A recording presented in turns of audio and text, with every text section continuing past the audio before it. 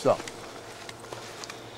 on our farm, this is all recorded, right? Yes. Okay, so on the farm we have 6 varietals of Arabica coffee. Okay. First distinction in coffee is between Robusta and Arabica. Robusta generally grown at lower elevations, near sea level. Much of the coffee that comes out of Southeast Asia, the Vietnamese coffee, a lot of the coffee that comes out of Brazil is Robusta as well. Much more prolific kind of coffee plant, much hardier tree, can be machine harvested, and it's much less flavorful. So, and that's like the coffee we're looking at right here. No, that's all Robusta I'm talking about. All this coffee is Arabica. Arabica. In the Arabica species, you have over 3,000 different varietals. Wow. On this farm, we have 6 varietals of coffee. We have Katura, Katawai, Katamori, which is a hybrid, a laboratory manufactured hybrid, which we're actually getting rid of because it's not as flavorful.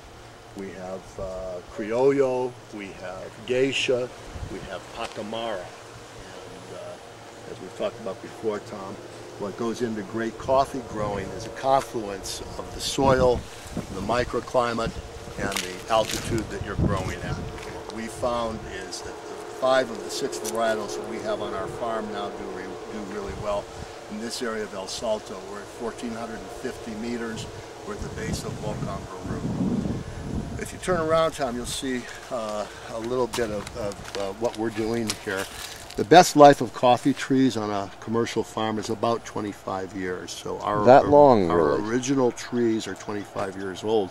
Last year we started removing trees, so we took 900 out of then what was a 6,000 tree farm out.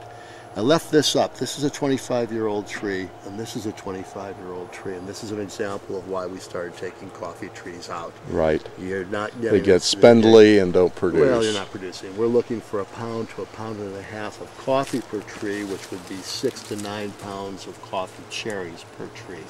This is a pretty prolific tree. This is a good producer. Looks in good shape. This is a tree that gave us maybe a cup of coffee. It costs us as much to keep this one healthy as this one. That's why we get rid of them. So you'll see a lot of new starts on my farm. These were trees that were planted last year, coming from seeds that we took out of the cherries because they're varietals that we want to continue growing on.